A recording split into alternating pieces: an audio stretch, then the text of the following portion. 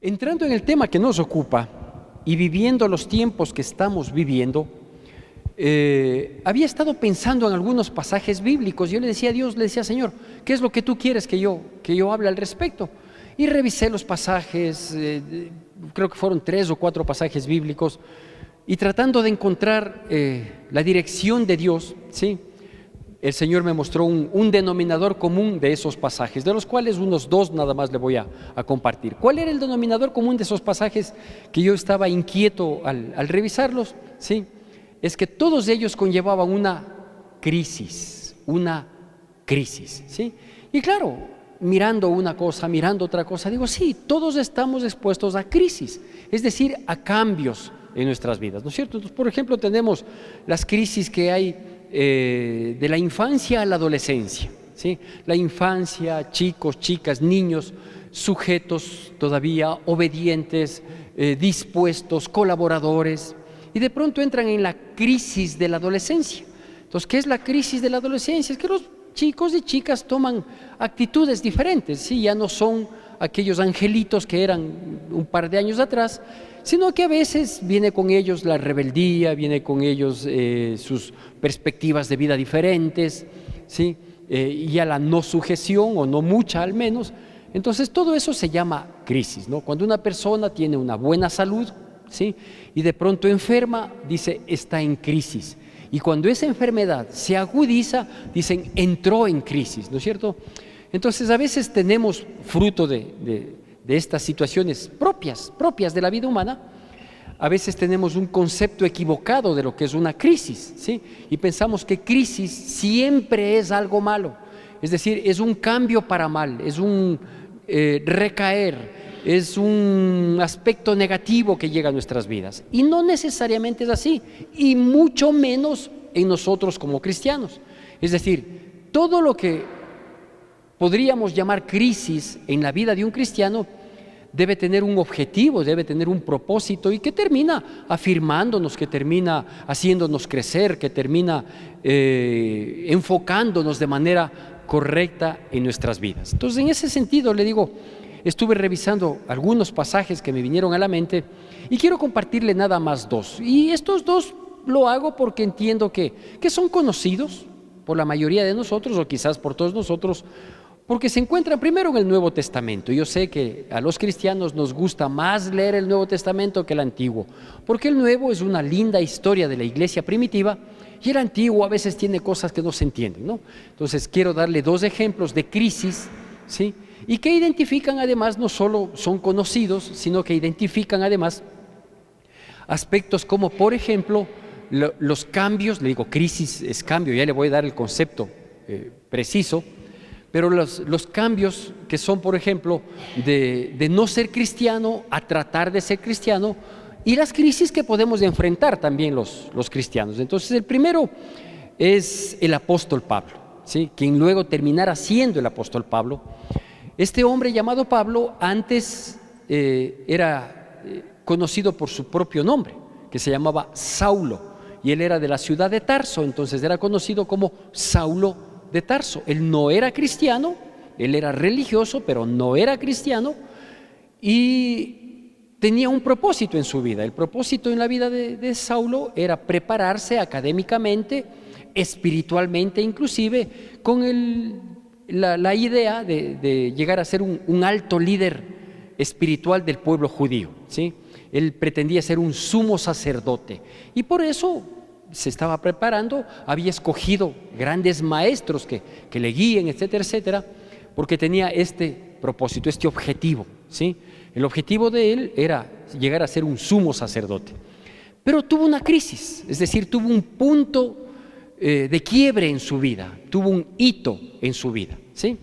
Él, con el propósito de ganarse inclusive merecimientos con ese propósito, había pedido boletas de captura en Jerusalén en vista de que él iba a viajar a Damasco para apresar a todos los cristianos que encontrara en Damasco, ¿sí? Él consideraba que esta actitud le favorecía en su propósito de ser un sumo sacerdote.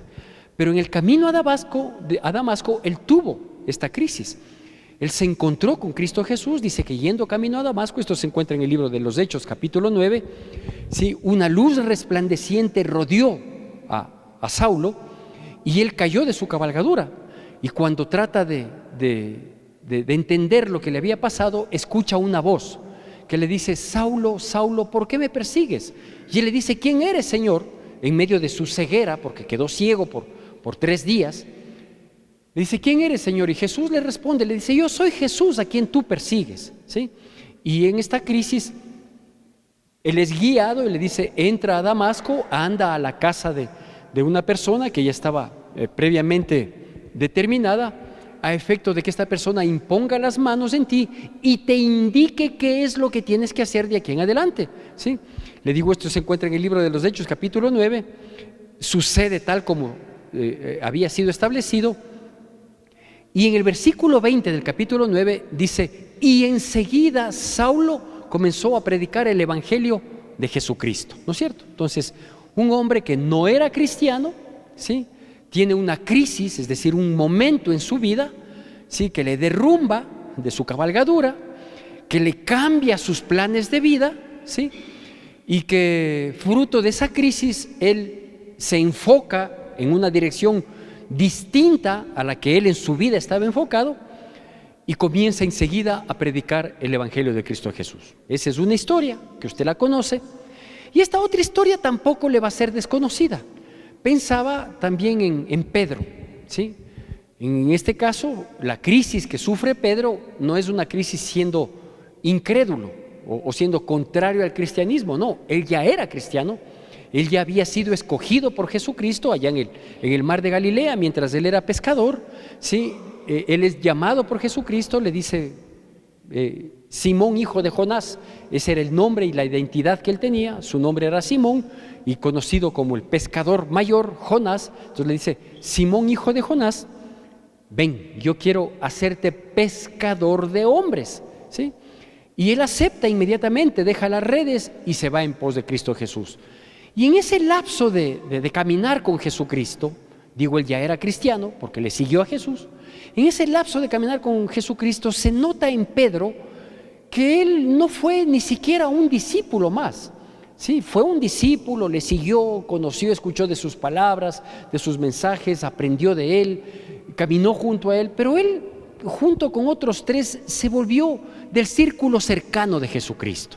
Cuando había que hacer tiempos especiales de oración, ahí estaba Pedro, ¿sí?, quien ya había sido puesto ese nombre, no por Jesucristo, sino por sus amigos pescadores, en razón de su carácter, de ser tan impulsivo. Entonces le dijeron que era una piedra, ¿sí? Y digo, este Pedro se volvió un muy cercano, un discípulo muy cercano, a ratos me atrevo a decir hasta un confidente del Señor. Ese amor especial que demostró Pedro por Jesús le llevó inclusive a comprometerse mucho más que los otros, al punto de que en algún momento le dice al Señor, Señor, si es que es necesario, yo voy a ir contigo hasta la muerte, ¿no es cierto? Entonces aquí tenemos otro caso de una persona seguidora, comprometida con Cristo Jesús, de un cristiano, digamos, pero que en un momento también sufrió una crisis. ¿Cuál fue la crisis de Pedro? Cuando Jesús le dice: Pedro, Satanás me ha pedido para zarandearte, y tú me negarás a mí antes de que el gallo cante, ya me habrás negado, ¿sí? Y eso sucede. Habían llegado a este tiempo que hoy estamos conmemorando, al de la cena del Señor, en aquel entonces lo que luego sería la última cena, y después de la cena Jesús anuncia y dice: uno me va a entregar y otro me va a negar. Y ahí es cuando Pedro reacciona, dice: no, yo te voy a seguir a ti hasta la muerte, ¿sí? Y salen a Getsemaní, van a orar en Getsemaní. Al poco tiempo de lo que están orando, Pedro con los otros se duerme mientras Jesús oraba con lágrimas como de sangre, dice la palabra. Y luego de este acontecimiento, Jesús es arrestado. Siendo arrestado, es llevado al pretorio, ¿sí?, en la noche que estaban orando. Es llevado al pretorio y dice que Pedro le seguía de lejos. Los demás habían huido, aunque Pedro le seguía de lejos, era el único que le seguía de sus discípulos, ¿sí? Entra inclusive al patio previo al lugar donde le estaban juzgando, en donde habían llevado testigos falsos, en donde habían forjado pruebas para acusarle, porque ya tenían una sentencia antes de ser escuchado, y había una sentencia de antemano, y Pedro estaba en el patio afuera calentándose, abrigándose, ¿no? Y ahí en el patio él sufre esta crisis, porque él es identificado y alguien le dice por ahí, una mujer, me parece que tú eres de los que andaban con él. Y él dice, no hablen ese tipo de cosas. Tiempo más tarde, en esa misma noche, le vuelven a preguntar y le dicen, tú te pareces a él, inclusive en la manera de hablar, se te huele a Cristo. Y él dice, por favor, yo no lo conozco, ¿sí? Y llega inclusive una tercera vez. A la tercera le dicen, definitivamente, tú estás siendo muy reconocido, más de una persona te ha visto caminar con él. Y él cae profundamente en la crisis porque él termina declarando, y dice la palabra de Dios, que fue con maldición y juramento que no le conocía a Cristo Jesús. Inmediatamente él sale y llora amargamente, dice la palabra. Entonces esa fue su crisis, ese fue su punto de inflexión, ese fue su punto de quiebre, que con tanto amor que le había demostrado al Señor, habiendo caminado juntos, habiendo vivido juntos, experimentado juntos, escuchándole, habiéndose deleitado del Señor, nadie puede decir que Pedro no le amaba al Señor. Sin embargo, llegó un momento de crisis, es decir, un momento en el que hay giros en la vida de las personas. Permítame compartirle cuál es el concepto de crisis, ¿sí? De acuerdo a la Real Academia de la Lengua, dice que la crisis es un cambio profundo y de consecuencias importantes en un proceso. Le repito, es un cambio profundo y de consecuencias importantes en un proceso, ¿sí? Entonces, esto confirma lo sucedido con Pablo o con Saulo, que él iba en pos de obtener un liderazgo espiritual religioso, que era ser sumo sacerdote, y por eso se volvió hasta perseguidor de los cristianos, pero sufrió una crisis. Fue un cambio profundo, total, de ser perseguidor a ser parte del grupo y a ser perseguido, inclusive a aceptar toda la persecución, la afrenta, la injusticia que él le tocó sufrir por causa de Cristo, ¿sí? En su proceso de vida, pues se dio un giro de 180 grados. Pedro, siendo cristiano, siendo comprometido, amante del Señor, fue puesto a prueba su amor, su compromiso, y no decimos que no lo amó, simplemente que ese momento, esa crisis, no la pudo superar por el temor, por el miedo, por lo que sea, ¿sí? Pero fue un punto de inflexión. ¿Qué pasó con Pedro? Aparte de que salió y lloró amargamente, que bueno, pues tristemente,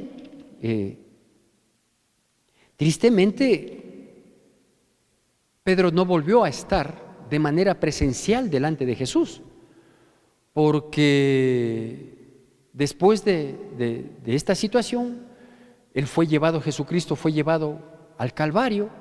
Pedro le seguía de lejitos. En el Calvario no estuvo Pedro, ¿sí? Es crucificado, muerto, resucitado, y cuando resucita, Pedro es de los primeros, digamos, que llega al sepulcro a constatar que no estaba ya más ahí. Luego Pedro, junto con los otros, recibe la presencia de Jesucristo glorificado, porque dice que estaba en un lugar, los 12 discípulos con la puerta cerrada, y se presentó Jesús ahí, ¿sí? Y les dijo, paz a vosotros, ¿sí? Y claro, Pedro, mirándole nada más. En alguna ocasión posterior se volvió a presentar Jesucristo, y llegamos a la tercera vez en la que Jesucristo se presenta nuevamente a sus discípulos. Vamos por favor al Evangelio de Juan, capítulo 21, Juan capítulo 21, y vamos a hacer la lectura de la palabra de Dios de dos porciones. Primero del versículo 1 al versículo 3. Juan capítulo 21, versículos del 1 al 3. Hago yo la lectura siempre y le pido por favor que usted siga con atención y con la reverencia que amerita la palabra de Dios. Juan 21, del 1 al 3, la palabra de Dios dice así. ¿Tenemos todos amén? Juan 21, del 1 al 3, dice así: Después de esto, Jesús se manifestó otra vez a sus discípulos junto al mar de Tiberías, y se manifestó de esta manera.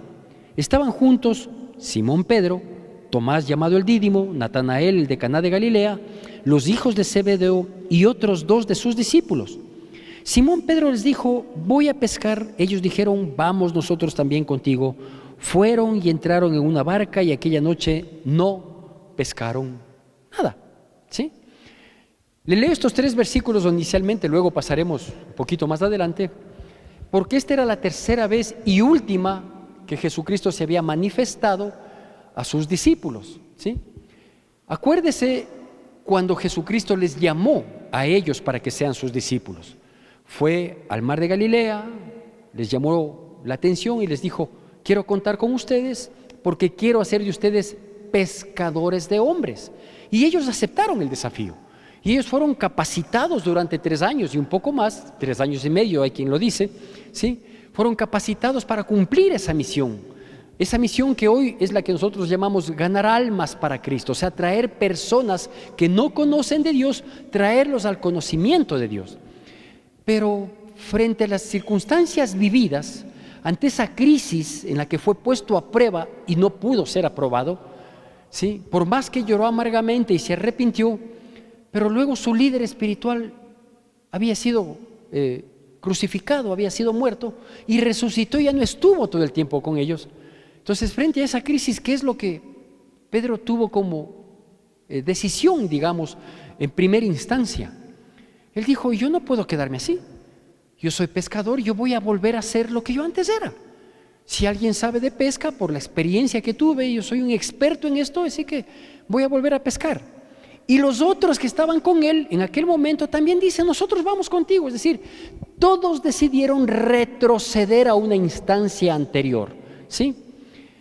Pero claro, cuando uno tiene un propósito de parte de Dios en la vida, cuando uno se encamina y dice: sí, yo voy a ser cristiano, yo voy a seguir, voy a comenzar a leer la palabra, voy a asistir los domingos para aprender y dejar que Dios guíe mi vida. Quizás yo tengo propósitos, tengo objetivos, y que debemos tener propósitos y objetivos, pero si en el camino Dios quiere cambiarlos, mejorarlos, enderezarlos, no hay ningún problema. El problema sería retroceder y decir: no, ya dejo de ser cristiano, mejor voy a tener la vida que tenía antes, etcétera, etcétera. Eso sería fatal. Ellos fueron llamados para ser pescadores de hombres, pero en un momento determinado de su vida decidieron volver a ser pescadores de peces. ¿Y sabe cómo les fue? Pésimo. Pésimo les fue, porque dice que esa noche no pescaron nada. ¿Dónde están todos los expertos? ¿Dónde está esa gran empresa pesquera que se demuestra con esos socios ahí?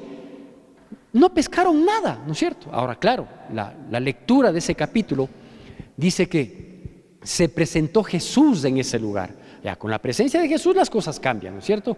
Se presenta Jesús, ven que había encendido una brasa, Pedro estaba despojado de la mayor cantidad de su ropa, y cuando sale se cubre y van junto con los que allí estaban, con los hijos de Zebedeo, o sea, Juan y Jacobo, que eran también parte del círculo cercano de Jesús, y miran y dicen: creo que es el Señor. Van, se acercan allá y les pregunta, dice: ¿tienen algo de comer? Les pregunta Jesús, dice: no, si no hemos pescado nada. Les indica cómo tienen que lanzar la red, les indica dónde tienen que lanzar la red, y luego tienen una pesca milagrosa pero sobreabundante, ¿sí? Cuando salen ellos, ven que tenía unos pescados en la brasa y les da de comer. Y después de que les da de comer, y ellos con la inquietud de que si es del Señor, no es del Señor, Pedro dice que le latía tan fuerte el corazón que él sabía que era el Señor. Y después de eso, ¿saben qué sucede? Sucede lo siguiente. Vamos a leer en el versículo 15 al 17. Le llama Jesús a Pedro aparte, le dice: Pedro, permíteme un momentito, quiero hablar un par de cosas contigo. Y dice así, versículo 15 al 17. Cuando hubieron comido, siempre con atención y con reverencia, Juan 21 del 15 al 17. Dice: cuando hubieron comido, Jesús dijo a Simón Pedro: Simón, hijo de Jonás, ¿me amas más que estos? Le respondió: sí, Señor, tú sabes que te amo. Él le dijo: apacienta mis corderos. Volvió a decirle la segunda vez: Simón, hijo de Jonás, ¿me amas? Pedro le respondió: sí, Señor, tú sabes que te amo. Le dijo: pastorea mis ovejas. Le dijo la tercera vez: Simón, hijo de Jonás, ¿me amas? Pedro se entristeció de que le dijese la tercera vez: ¿me amas? Y le respondió: Señor, tú lo sabes todo, tú sabes que te amo. Jesús le dijo: apacienta mis ovejas. Bueno, aquí vemos el cambio de dirección que Dios le da, fruto de la crisis que vivió cuando, puesto a prueba su amor, no pudo soportar y terminó negándole, ¿no? Ahora le vemos a Pedro, primero yo me imagino qué sentiría Pedro, ¿no? Después de que le negó y nunca más volvieron a hablar, como para decirle: Señor, yo te negué, pero perdóname, y yo no quise hacerlo, me sentí presionado, pensé que mi vida estaba en peligro. No tuvo esa oportunidad de hablar, simplemente le negó y luego pues supo que había resucitado, se encontró un par de veces con Dios glorificado, pero nada directamente o nada personal con Pedro. Aquí se vuelven a encontrar con Pedro de manera personal. Y como le digo, le llama aparte y le dice: Simón, hijo de Jonás, ¿me amas? Le pregunta 3 veces y las 3 veces él termina respondiendo que sí. Y Jesucristo le termina encomendando el cuidado, la protección, el pastoreo, el apacentar a los que se sumen luego en el trayecto. ¿Qué habría sido lo normal? ¿Qué habría sido lo normal? Bueno, lo lógico, lo normal, lo humano, lo razonable hasta cierto punto, habría sido que un hombre que estuvo junto con Jesús por el lapso de 3 años y pico, con quien compartió, con quien habló, ¿sí?, al ser puesto a prueba, le niega jurando y maldiciendo, ¿sí? Lo normal habría sido: ¿sabes qué? No puedes ser parte del equipo, ¿sí?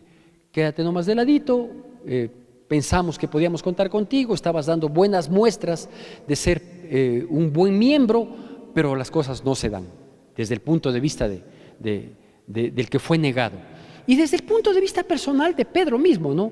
¿Qué pudo haber pensado él? Decir: sí, yo no sirvo para cristiano, yo pensé que iba bien, pero mi carácter mismo no me da, y esto no voy a cambiar nunca, así que hasta aquí llegué. Hice mi mejor intento, creo que di lo mejor de mí, pero a la postre no sirvo para esto, ¿sí? Eso parecería lo lógico, pero cuando la crisis es en Dios, la cosa tiene que cambiar. Por lo tanto, permítame darle o compartirle 2 aspectos más. La una, el nombre de esta prédica. A esta prédica me permití llamarle Manejando las crisis en Dios. Manejando las crisis en Dios. Porque una cosa es una crisis sin Dios y otra totalmente diferente es una crisis con Dios, ¿no es cierto? Las crisis sin Dios, es decir, estos cambios profundos con consecuencias importantes en un proceso de nuestras vidas, sí, vea, a veces la crisis que tenemos, ya voy a mencionar algunos ejemplos, nos llevan al alcoholismo, a la drogadicción, a la perdición, nos empujan a revolcarnos en el mundo, ¿sí? Pero las crisis en Dios, manejando la crisis en Dios, es en el camino totalmente opuesto, ¿no? Totalmente opuesto. Es decir, nos hace crecer, nos mejora, nos afianza, nos afirma, etcétera, etcétera. Y el segundo aspecto que quiero añadir antes de entrar en nuestra vida práctica es que el concepto de crisis, ya le mencioné, ¿no? Son estos cambios profundos con consecuencias importantes en un proceso. Pero la etimología de crisis nos ayuda un poquito más. La etimología. En la etimología dice que la palabra crisis viene de un verbo griego llamado, o que dice krinein, un verbo griego, y que al ser traducido al sustantivo, ¿sí?, que es la palabra crisis, significa juzgar para tomar una decisión o reflexionar para tomar una decisión. Entonces, con esto podemos resumir que la crisis son cambios profundos con consecuencias importantes en un proceso de la vida, pero que tiene que ser bien analizado, bien reflexionado, bien ilustrado a efecto de tomar una decisión que saque cosas positivas, que saque cosas de beneficio, insisto, que nos haga crecer como cristianos, que nos afirme, que nos afiance luego de la crisis. Bueno, crisis tenemos todos, de toda índole. Mientras preparaba yo este mensaje, y a lo largo de la semana que le digo, revisé 3, 4 aspectos. Por ejemplo, revisé un poco aspectos de David, ¿no? De su valentía para darse a conocer frente al enfrentamiento a Goliat, de su pecado frente a Betsabé. Entonces analizaba esto, ¿no? Y analizaba a Pablo, a Pedro, analicé a Salomón también, porque ya le digo, me daba las vueltas a lo largo de la semana y le decía: Dios, ¿qué quieres? O sea, entiendo, estoy leyendo, estoy revisando, pero no comprendo. Y Dios, a la postre, me dijo: todos ellos han tenido crisis. Entonces comencé a identificar para compartirlo. Y todos ellos tuvieron, y nosotros también. Y hemos tenido y posiblemente tendremos crisis. Crisis unas presupuestadas, digo, como los cambios de etapas en la vida, ¿sí? Y crisis no presupuestadas, ¿sí? Es decir, situaciones que de pronto llegan a nuestras vidas, golpean, lastiman, muchas duelen, llevan tiempo algunas, porque no son crisis de hoy a mañana, o crisis que se manifiestan de hoy a mañana, pero que después de eso, ¿qué? ¿Qué pasa después de una crisis en nuestra vida? Digo, por ejemplo, hay crisis económicas. Yo, ¿quién más que yo? He tenido que vivir varias crisis económicas en mi vida, ¿sí?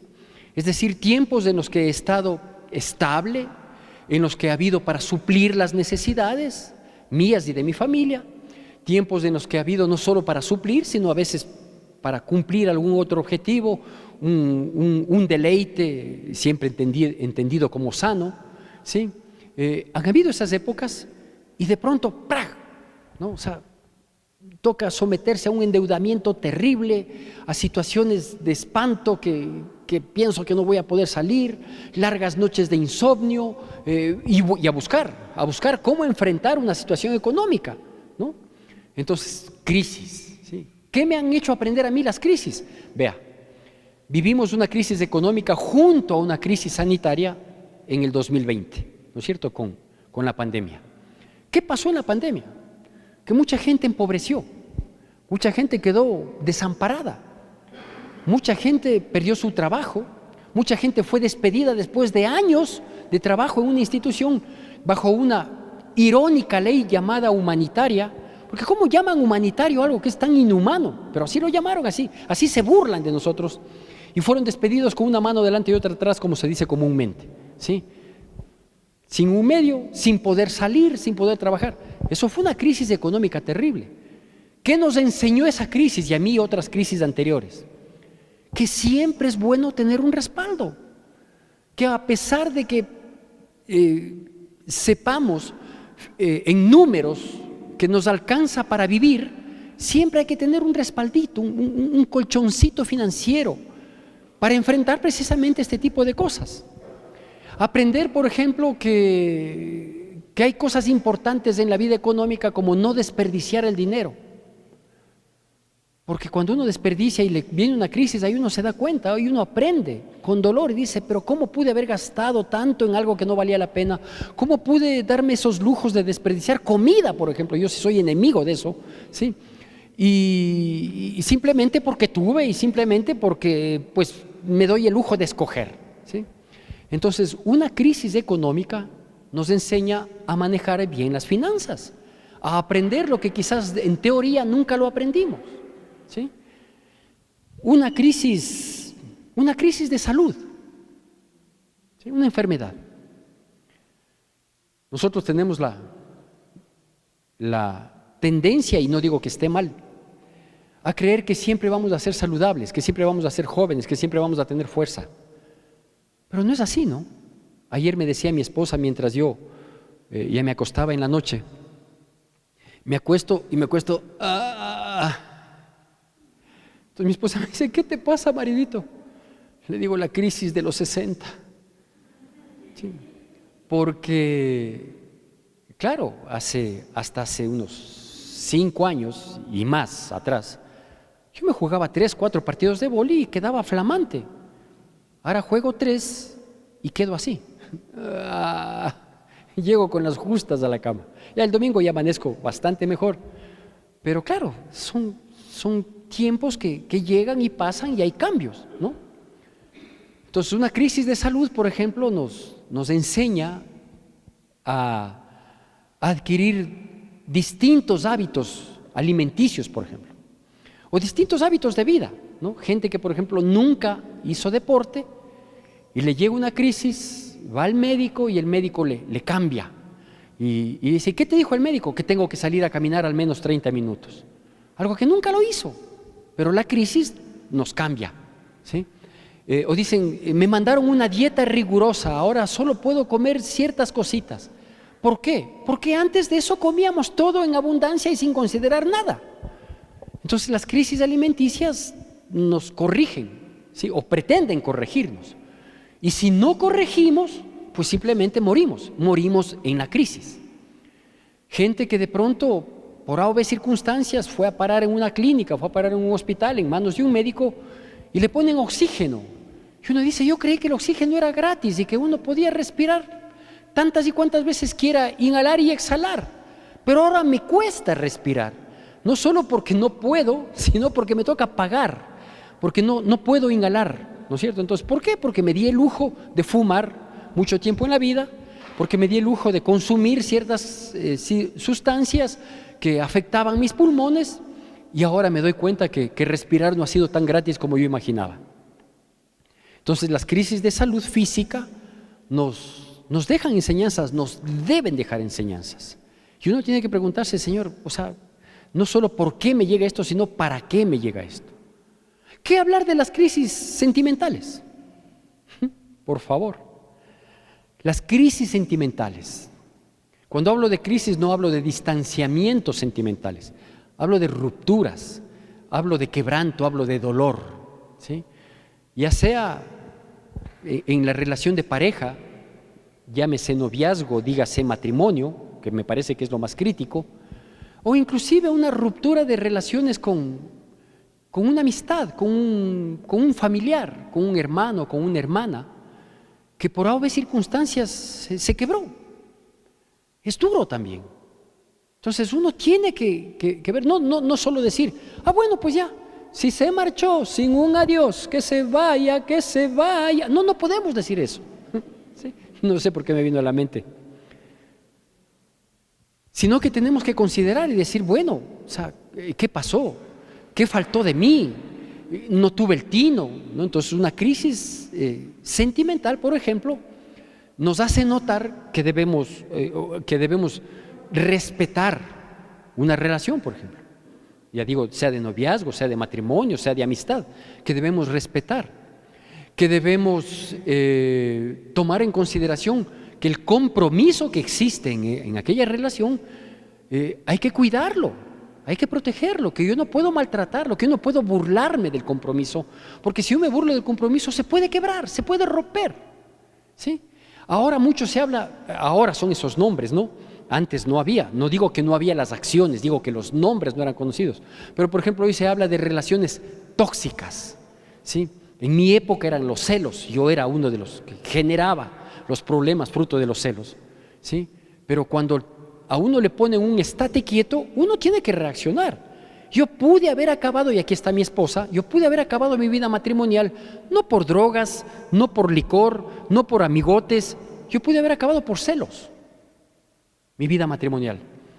Y cuando mi esposa, en la misericordia de Dios, ¿sí? me puso un alto, un estate quieto, ¿sí?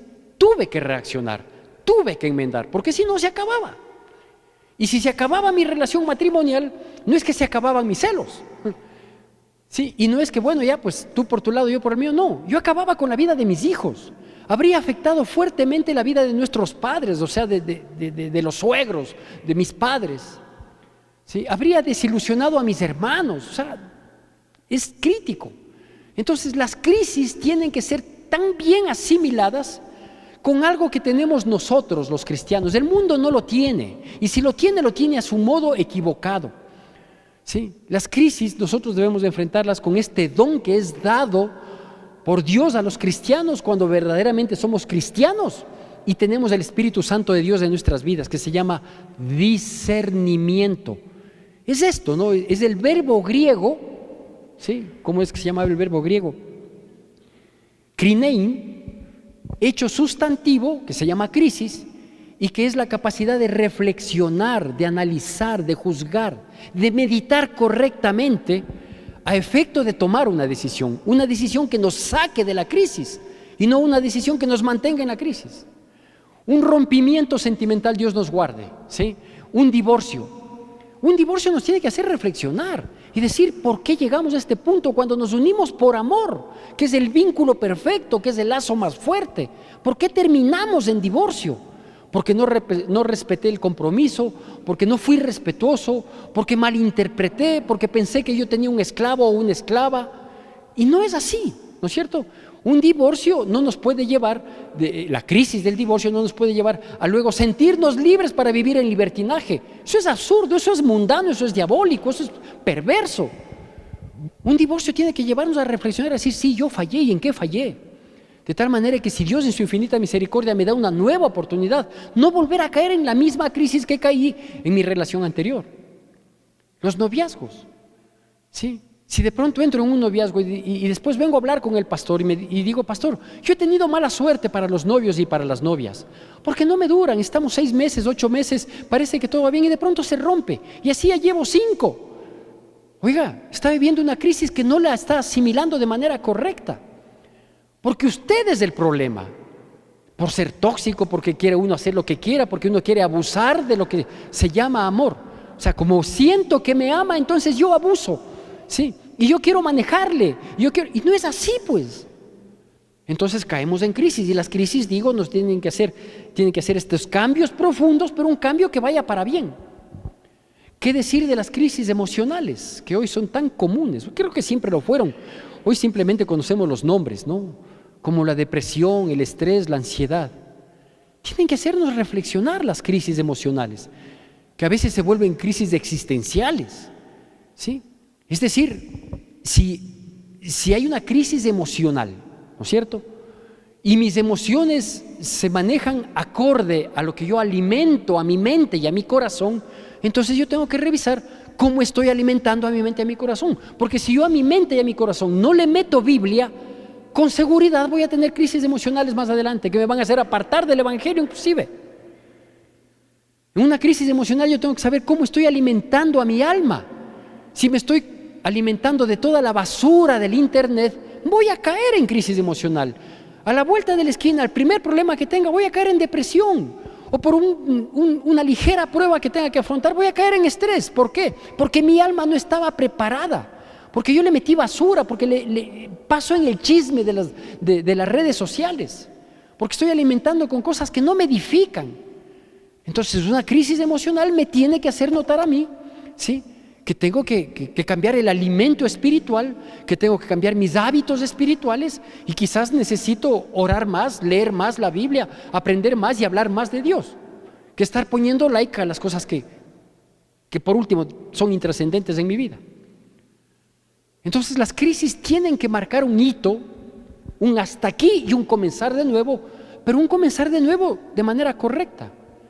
Si usted se permite leer, por ejemplo, ¿sí?, las cartas de Pedro, de aquel hombre de mal carácter, mal genio, bravo, impulsivo, que se ganó bien ganado el sobrenombre de Pedro, porque el nombre de él no era Pedro, era Simón, y su papacito se llamaba Jonás, entonces era Simón, hijo de Jonás, así le conocían en el puerto pesquero.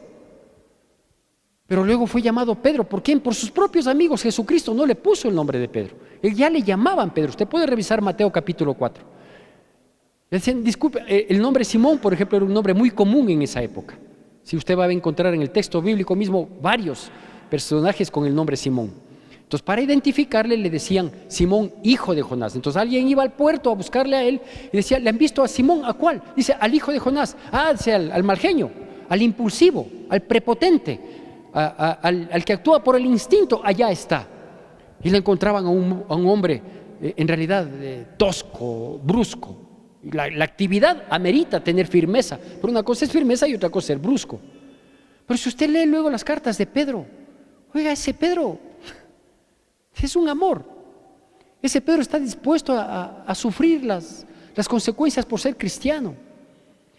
Ese Pedro dice, vamos a tener dificultades, pruebas, tranquilos. Si es por causa de Cristo, siéntanse bienaventurados. Es un Pedro totalmente distinto. ¿Por qué? Porque en su crisis, en Dios, él supo manejar su crisis en Dios, y Dios le dijo, apacienta mis ovejas. Pero ¿qué significa apacienta mis corderitos? Les dice, ¿sí? Apacentar significa darles paz. Y para uno dar paz, uno tiene que tener paz, uno tiene que ser pacífico, porque uno no puede dar lo que no tiene. Concluyo con esto. Mis queridos hermanos, libres de crisis no estamos. ¿Sí? O sea, decir, pastor, bien que usted me avisa para yo evitar las crisis. No, no hay cómo evitarlas. Las crisis son parte de la vida. El propósito de la crisis es que nosotros demos un giro, este cambio profundo, como dice la palabra, demos un giro, un cambio profundo, a efecto de enfrentar consecuencias importantes, ¿sí? Pero en nuestros procesos, pero analizando, reflexionando, pensando, ¿qué hice mal? Cada vez que me pase algo no presupuestado y que me preocupa, yo tengo que pensar, Señor, ¿qué quieres corregir en mi vida? ¿Cuál es el área? Mi comportamiento, mi actitud, mis palabras, mi tono de hablar.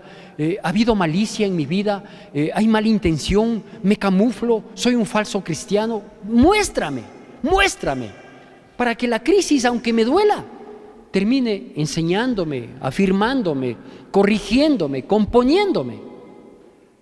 Y nadie dice que si yo cambio mi vida por la crisis, yo pueda recuperar lo que la crisis me quiso quitar. Amén. Claro que hay cómo, por supuesto. Concluyo con esto. Crisis, todos las vivimos, no las podemos evitar. La crisis tiene que ser enfrentada, pero con un profundo análisis. Las crisis, o mientras estamos en crisis, para tomar la decisión correcta, este análisis, este previo juzgamiento a la situación, tenemos que avisorar las consecuencias que vamos a acarrear. Entonces, si yo tengo una crisis económica, ¿qué es lo que anhelaría? Que luego una siguiente crisis económica no me coja desapercibido, que la siguiente crisis económica no me coja con una mano delante y otra atrás, sino que la crisis económica, más bien que hoy la vivo, ¿sí?, luego advierta para que me coja bien armado, para que me fortalezca. Y acuérdese de esto, óigame bien, porque esta es la frase final. La crisis para un no cristiano le puede hacer retroceder y perder. Pero la crisis para nosotros, los hijos e hijas de Dios, las crisis nos tienen que impulsar, enseñar, afirmar y corregir. Porque cada día tenemos que ser mejores. Que Dios bendiga poderosamente nuestras vidas en Cristo Jesús.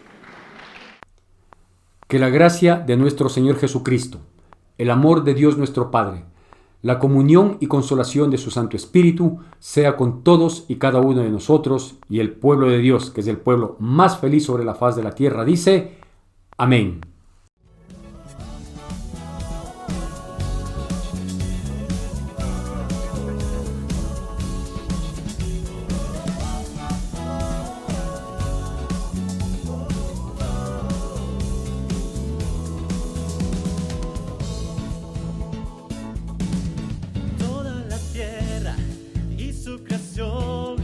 Se rendirán ante tu trono, Dios, y toda lengua te confesará